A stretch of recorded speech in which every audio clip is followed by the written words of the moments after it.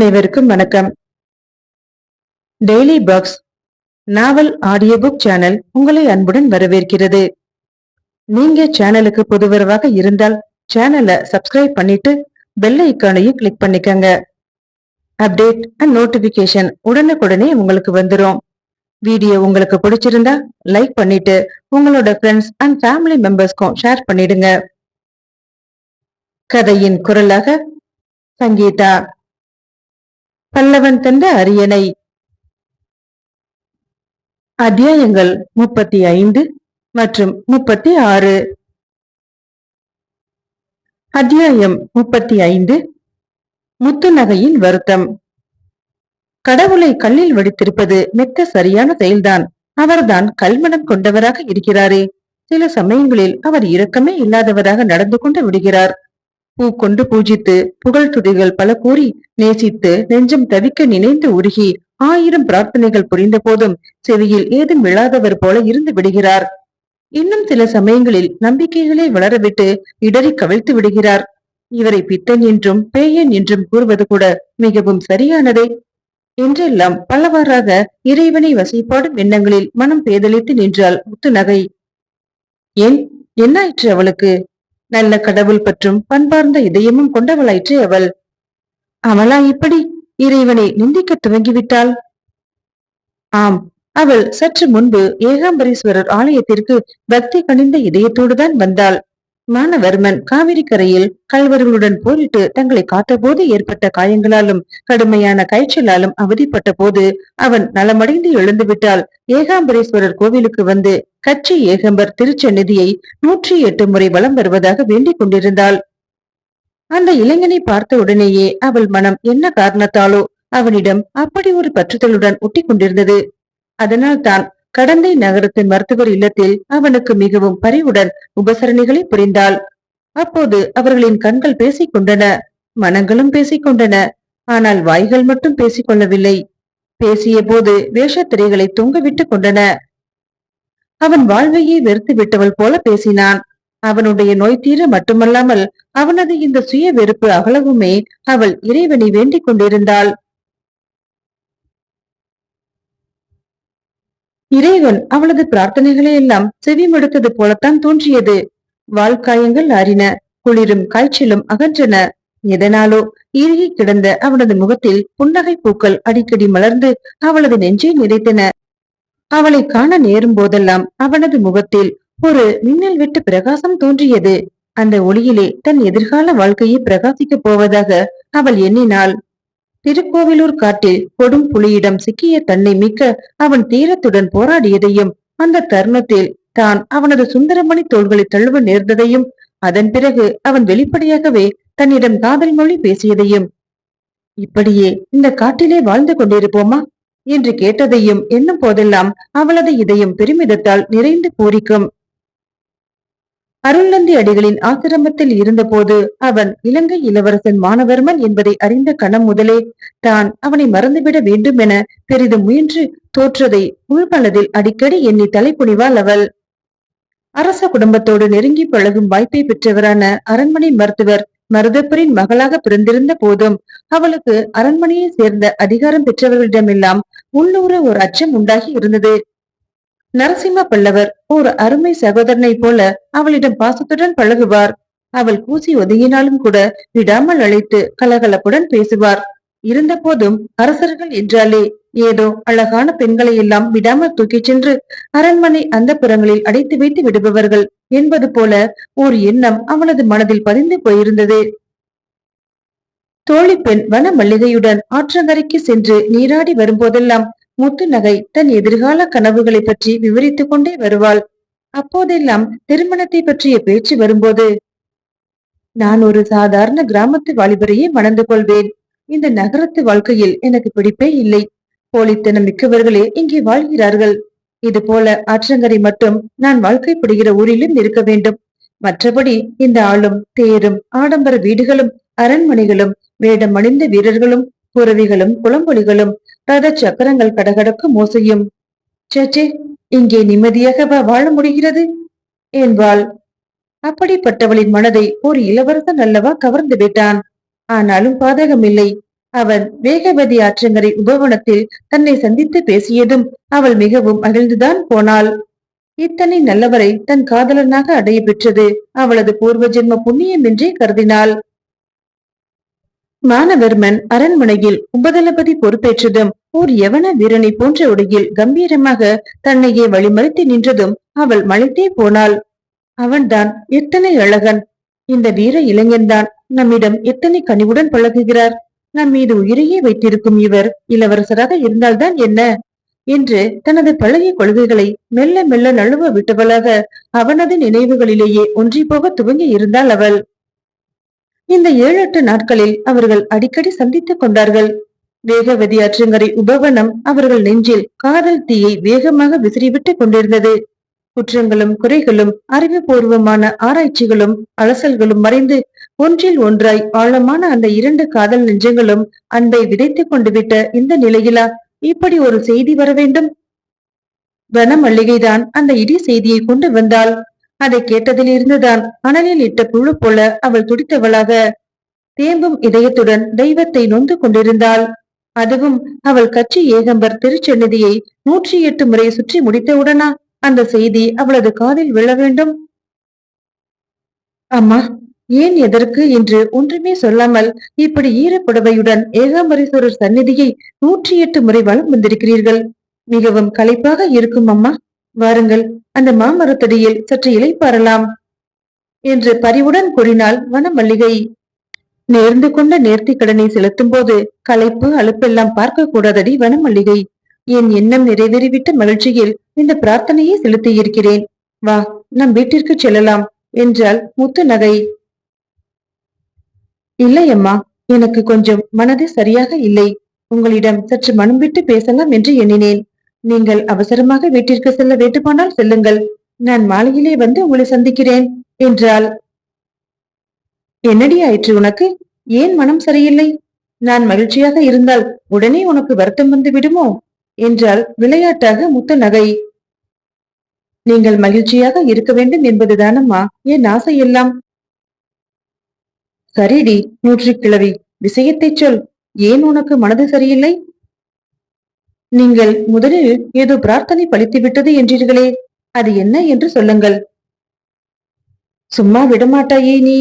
இதை என்னிடமிருந்து தெரிந்து கொள்ள வேண்டும் என்பதற்காகவே ஏதாவது கதைகளை உருவாக்கி கொண்டு வருத்தமாய் இருப்பதைப் போல மாய்மாலம் செய்வாயே என்ற முத்து நகை இவளிடம் இப்போதைக்கு உண்மையை கூறிவிடக்கூடாது என்று எண்ணியவளாக, ஒன்றுமில்லையடி, நாட்டியம் நல்லபடியாக அரங்கேற வேண்டுமென்று வேண்டிக் கொண்டிருந்தேன். மாமன்னரின் பிறந்த நாள் விழாவில் அது சிறப்பாக நடந்ததல்லவா? 2 நாட்களாக விழா குதூகலங்களால் ஓய்வே கிடைக்கவில்லை. இன்று நேரம் கிடைத்ததும் ஓடி வந்து விட்டேன் ஐயன் சந்நிதியை வலம் வருவதற்கு என்றாள் முத்து நகை. நல்லதுதான் அம்மா. நாட்டியம் உண்மையிலேயே வெகு சிறப்பாக அமைந்துவிட்டது. பம்பரம் போல சுழன்று ஆடினீர்கள். கவிதை பேசின கண்கள், காற்றில் மிதந்தன கால்கள், கீதம் இசைத்தன சலங்கைகள். அவையினர் கூட அப்போது மெய்மறந்த நிலையில் அமர்ந்திருந்தனர். தென்றலின் சுகத்தோடு ஒரு புயல் வீசியது போல் இருந்தது தங்கள் நடனம். தேச தேசங்களில் இருந்தெல்லாம் வந்திருந்த பல அறிஞர் பெருமக்களும் ராஜ பிரதிநிதிகளும் தங்கள் நடனம் கண்டு பிரமித்து போய்விட்டனர். இலங்கையில் இருந்து வந்திருந்த புத்த பிக்ஷுகள் கூட புகழ்ந்து பேசிக் கொண்டார்கள் என்றால் வனமல்லிகை. இலங்கையிலிருந்து வந்த பிக்ஷுக்களா? என் நடனத்தை கண்டு வியந்து பாராட்டி கொண்டிருந்தனரா? நீ கேட்டாயா? என்ன பேசிக் கொண்டார்கள் என்பதை சொல்லேண்டி என்று அவள் தோளை பற்றி ஆர்வத்துடன் உலுக்கினாள் முத்துநகை. அவர்கள் உங்கள் நடனத்தை பாராட்டி பேசுவதற்குள் அவர்களில் 2 பிக்ஷுக்கள் உபவனத்தில் அமர்ந்து பேசிக் கொண்டிருந்ததை மட்டும் சொல்லட்டுமா? அதை சொல்வதா வேண்டாமா என்றுதான் அப்போதிருந்தே நான் தவித்துக் கொண்டிருக்கிறேன் அம்மா. என்னடி புதிர் போடுகிறாய்? என்னிடம் சொல்ல தயங்கும் அளவிற்கு அவர்கள் என்ன பேசிக் கொண்டார்கள்? பரபரத்தால் முத்து நகை. அந்த பிக்ஷுக்களுடன் இலங்கையிலிருந்து ஒரு பெண் வந்திருக்கிறாளாம். சரி, அவளுக்கு என்ன? அந்த பெண்ணை மானவர்மரிடம் ஒப்படைக்க வேண்டுமாம். அவள் மாமல்லபுரத்திலேயே தங்கி விட்டாளாம். ஏனாம்? இதுவரை என்னை பாதுகாப்புடன் அழைத்து வந்தது குறித்து மகிழ்ச்சி. இனி என் உயிரினும் மேலான அவரே வந்து என்னை அழைத்து செல்வதுதான் முறையானது. நான் திடீரென்று சென்று அவர் முன்னே நிற்பது சரியல்ல. நீங்கள் சென்று தகவலை தெரிவியுங்கள் என்று அவள் கூறிவிட்டாளாம். அந்த செய்தியை மானவர்மனிடம் எப்படியும் இன்று மாலைக்குள் தெரிவித்துவிட வேண்டும் என அந்த பிக்ஷுக்கள் பேசிக் கொண்டிருந்தனர் என்றாள் வனமல்லிகை. இதை கேட்டதில் இருந்துதான் முத்துநகை மனம் முடிந்தவளாக தெய்வத்தை மனதிற்குள்ளாக வசை மொழிகளால் அர்ஜித்துக் கொண்டிருந்தாள். அத்தியாயம் 36. சங்கமானாவின் சந்தேகம். மானவர்மனின் இப்போதைய நிலை இருக்கிறது பாருங்கள். இதை வைத்து அறத்துன்பம் என்ற தலைப்பில் ஒரு அரிய காவியமே எழுதிவிடலாம். எந்த ஈழத்தை இனி முற்றிலுமாக மறந்துவிட வேண்டியதுதான் என்ற அளவிற்கு அவன் வேதனையின் விளிம்பிற்கே சென்றிருந்தானோ அந்த ஈழத்திலே அவன் எந்நாளிலும் மறக்க முடியாத சங்கமானா என்றொரு சங்க புஷ்பம் தனக்காக பூத்து கிடப்பதை அவன் நினைக்கிற கனப்பொழுதுகளில் எல்லாம் இதே அறத்துன்பம்தான் அவனை வாட்டி வதைத்தது. இப்போது அவளே அவனை நாடி வந்துவிட்ட இந்த இன்பமயமான பொழுதிலும் அவன் அதே அறத்துன்பத்தில் தவிக்க நேர்ந்திருப்பது ஒரு காவியத்தின் கருப்பொருள் அல்லவா? சங்கமானா தன்னை தொடர்ந்து தமிழ் மண்ணிற்கு வந்து இறங்கிவிட்டான் என்ற செய்தி மானவர்மனின் செவிகளில் இன்ப தேனைத்தான் பாய்ச்சியது.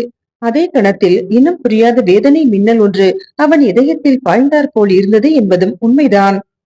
முதலில் இந்த செய்தி இலங்கையில் இருந்து வந்திருந்த புத்த பிக்ஷுகளிடமிருந்து அறிந்ததும் இதை எப்படி நரசிம்மவர்மனிடம் தெரிவிப்பது என்றுதான் அவன் தயங்கி தடுமாறினான். அவன் நிலையே தாமரை இலை தண்ணீராக இருக்கும்போது அவனை தேடி இவள் வேறு வந்து சேர வேண்டுமா?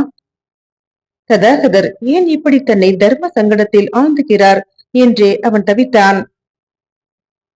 தவிர்க்க இயலாத வகையில் அவன் தயங்கி தயங்கி நரசிம்மவர்மரிடம் இதை தெரிவித்த போது, சங்கமானவை பற்றியும் எனக்கு தெரியும், அவள் இங்கு வந்திருப்பது பற்றியும் தெரியும், உன் சங்கடங்களை பற்றியும் அறிவேன். போ, அந்த பெண்ணை இன்முகத்தோடு அழைத்து வா என்று அனைத்தையும் அறிந்தவராக ஆணையிட்டார் அவர். சங்கமானா காஞ்சி அரண்மனைக்கு வந்து சேர்ந்தாள். மாயக்காரி முன்பின் அறிந்திராத மாமன்னர் நரசிம்ம பல்லவரை அண்ணா என்று அழைத்து உறவு முறை கொண்டாட ஆரம்பித்து விட்டாள். வீர வேங்கையான நரசிம்ம பல்லவர் பாசத்துடன் அழைப்பவர் முன்பு பச்சை குழந்தையாகி போவார் என்பதுதான் நாடு அறிந்ததாயிற்றே. மன்னா என்று அழைப்பவர்களை விட அண்ணா என்று அழைப்பவர்களிடம்தானே அவர் உளம் குலைந்து ஓடிப்போய் நிற்பார். மன்னர் தான் இப்படி என்றால் இந்த மகாராணி தேவியார் கூடவா இப்படி அவளிடம் அன்பும் கனிவும் ஆதூரமுமாக சங்கா சங்கா என்று நொடிக்கு 100 முறை அவளை அழைத்து பேசிக் கொண்டிருக்க வேண்டும்? ஒருவேளை இந்த பாண்டி நாடர் இவளை பற்றி ஏதேனும் விஸ்தாரமாக இவர்களுக்கு ஓலை எழுதி அனுப்பியிருப்பாரோ? அப்படித்தான் இருக்க வேண்டும். மன்னர் கூட அன்று எல்லாம் எனக்கு தெரியும், நீ போய் அந்த பெண்ணை பத்திரமாக அழைத்து வா என்றாரே. இப்படி 100,000 நினைவு கொடிகள் நெஞ்சில் படர தலையை குனிந்து நின்று கொண்டிருந்தான் மானவர்மன். அது மானவர்மனும் சங்கமானாவும் தங்குவதற்கு என்று ஒதுக்கப்பட்டிருந்த தனி மாளிகையின் நிலா முற்றம். வானில் சந்திரன் மேக நதியில் மெல்ல நீந்திக் கொண்டிருந்தான். நட்சத்திர காதலிகள் குறும்புடன் கண் சிமிட்டி அவன் நீந்துவதை கண்டு கழித்துக் கொண்டிருந்தனர். அந்த அழகையெல்லாம் ரசிக்காமல் மானவர்மன் நினைவு மேகங்களிடையே இதயத்தை மிதக்க விட்டவனாக தலை கவிழ்ந்த நிலையிலேயே நெடு நேரமாக நின்றிருந்தான். சங்கமானா வந்து தன் பின்னே நின்றிருப்பதை கூட அவன் கவனிக்கவே இல்லை. பிரபு என்று அவள் அழைத்த பிறகே அவன் தடுமாறி தடமாறும் நினைவுகளில் இருந்து விடுபட்டவனாக அவளை நோக்கி திரும்பினான். என்ன சங்கா? நான் தாங்கள் விரும்பாத தருணத்தில் தடைக்கல்லாக வந்து விட்டேனா? தடைக்கல்லா? யார் சொன்னது? என்ன சங்கமானா, நீ என்னை தேடி வந்து சேர்ந்தது குறித்து எனக்கு எவ்வளவு மகிழ்ச்சி தெரியுமா? நீயானால் இப்படி பேசுகிறாயே? உண்மையாகவே அவன் மகிழ்ச்சியைத்தான் வெளிப்படுத்தினான். இருக்கலாம், ஆனால் உள்ளம் ஒன்று பேச உங்கள் உதடு ஒன்று பேசுவது போலல்லவா தோன்றுகிறது. என் முகத்தை பார்த்து பேசவே இஷ்டப்படாதது போல தங்கள் தலை கவிழ்ந்தே காணப்படுகிறதே. விலகி விலகி ஓடும் தங்கள் பார்வை என் மீது ஒரு கணம் கூட பதிய மறுக்கிறதே. ஆழ்ந்த வருத்தம் தொனித்தது சங்கமானாவின் குரலில். மானவர்மன் சுரில் என சுய உணர்வுகள் கிள்ளப்பட்டவனாக முகத்தையும் குரலையும் கலகலப்பாக்கி கொண்டு, நீ நிறைய கற்பனை செய்ய கற்றுக்கொண்டிருக்கிறாய் சங்கா. காலங்கள் நம்மை நெடுந்தொலைவு பிரித்து வைத்திருந்தது. நான் உன்னோடு மாவழி கங்கை கரையின் ஈர மண்ணிலே அமர்ந்து எழில் உருவம் பல எழுதி வீடு கட்டி விளையாடிய நாட்களில் நீ சிறு பெண்ணாக இருந்தாய். கனவுகளோடு வளர்ந்த நாம் கடைசியாக பிரிய நேர்ந்த போது கூட நீ சற்று வளர்ந்தவளாக இருந்தாயே தவிர இன்று போல் வாலிபத்தின் வனப்பெல்லாம் திரண்ட வாலிபுமரியாக இருக்கவில்லையே. முதன் முதலாக உன்னை இப்படி ஒரு அழகு பதுமையாக நான் மாமல்லையில் சந்திக்க நேர்ந்த கணம் முதல் நான் விவரிக்க இயலாத வியப்பும் ஆனந்தமும் கலர்ந்த உணர்ச்சியை அடைந்திருக்கிறேன். அதை புரிந்து கொள்ளாமல் ஏதேதோ பேசுகிறாயே என்றான். உண்மைதான். நானும் கூட உங்களை இப்படி வீர வாலிபராக கண்ட மகிழ்ச்சியில் விழித்து வெளிமலர்ந்து நெஞ்சு கொள்ளா பேரானந்தம் தான் அடைந்திருக்கிறேன். 10-12 வயதில் சூழ்நிலையின் நிர்பந்தத்தால் என் இதயத்திலே நீங்கள் விதைத்த அன்பை எண்ணிக்கொண்டு இப்படி நான் ஒரு அகட்டு பெண்ணாக இத்தனை தூரம் கடல் கடந்து வந்திருப்பது வீணாகிவிடக் கூடாது என்பதுதான் என் கவலை. அதனால் தான் அப்படி பேசினேன். அர்த்தமற்றதாகி விடுமோ என்ற எண்ணம் உனக்கு எதனால் வந்தது? முத்து நகைக்கும் தங்களுக்கும் மிகழ்த்திருக்கும் காதல் பற்றி நான் முழுவதுமாக அறிந்திருப்பதால் தான். நேராக விஷயத்திற்கு வந்துவிட்டால் சங்கமானா. சங்கமானா, வந்தவுடன் இந்த விஷயங்களை பற்றி தானே விவாதிக்க துவங்க வேண்டும். எத்தனை ஆண்டுகள் கழித்து சந்தித்திருக்கிறோம். இந்த சந்தர்ப்பத்தில் என்னை விட உனக்கு முத்து நகையை பற்றி பேச்சுதானா முக்கியம்? நான் இப்போது வந்ததால் தான் இந்த அளவு உரிமையாவது எனக்கு கிடைத்திருக்கிறது. இல்லாது போனால் நரசிம்ம பல்லவரின் பிறந்த நாள் விழா குதூகலங்கள் முடிந்த கையோடு காஞ்சி நகரம் இலங்கை இளவரசர் முத்துநகை திருமண வைபவங்களையும் அல்லவா கண்டு கழிக்க நேர்ந்திருக்கும். அதன் பிறகு நான் வந்தென்ன, வாதிட்டுதான் என்ன? மானவர்மன் அவளது இந்த பேச்சால் மிகவும் துணுக்குற்று போனான். மாமல்லரின் மகத்தான பிறந்தநாள் விழா குதூகலங்களுக்கு நடுவே அவன் நிறையவே முத்து நகையுடன் நகர வீதிகளில் சுற்றி திரிந்தான். வேகவதி ஆற்றங்கரை உபவனத்தில் அவர்கள் இருவரும் நெடுநேரம் அமர்ந்திருந்து தங்களது எதிர்காலம் பற்றிய கனவுகளில் மிதந்தனர். அவளது நடன அரங்கேற்ற மண்டபத்தை அலங்கரிக்கும் பொறுப்பை கூட அவனே ஏற்று செயல்பட்டான். அவளை தனது ரதத்திலேயே அரங்கிற்கு அழைத்து வந்தான். சின்னஞ்சிறு சிட்டுக்குருவிகள் போல அவர்கள் அன்பில் தோய்ந்து அலைந்து திரிந்ததை அரசர் முதல் அரண்மனை வாசிகள், நகர பிரமுகர்கள், தளபதி பரஞ்சோதி, கொடும்பாளூர் இளவரசர் சமராபிராமன் போன்ற அனைவருமே கவனித்து களிப்புற்றனர். வாழ்வே சூன்யமாகிவிட்டார் போல வெறுப்பின் விளிம்பிலே நின்று கொண்டிருந்தவன் வசந்த காலத்து மன்மத மலர் தோட்டங்களை நோக்கி நடப்பது கண்டு யார்தான் மகிழாதிருப்பர்? எப்போது கல்யாண சாப்பாடு என்று உரிமையும் அன்புமாக கேட்கிறவர்களிடமெல்லாம் நின்று நிதானமாக மானவர்மன், அரசரின் பிறந்தநாள் கொண்டாட்டங்கள் முடியட்டும் என்று காத்திருக்கிறேன். அதன் பிறகு இது பற்றி அவரிடம் பேச இருக்கிறேன் என்று பதிலளித்துக் கொண்டிருப்பது வழக்கம். அதே வேளையில் 10 நாட்களாக தங்கமானா மாமல்லபுரத்தில் வந்து தங்கி இருக்கிறாள். அவள் காதிலும் இந்த செய்திகள் விழாமலா இருந்திருக்கும்? இவ்வளவு தூரம் நீ விவாதிப்பதால் ஒன்று கேட்கிறேன். அன்று இலங்கை மண்ணில் வந்து நான் கால் பதித்த மறுகணமே உன் முகத்தில் தான் விழிக்க வேண்டும் என பாண்டி நாடர் அனைத்து ஏற்பாடுகளையும் செய்திருந்தார். நீ வீண் விவகாரங்களை பெரிதுபடுத்திக் கொண்டு வர மறுத்து விட்டாய்.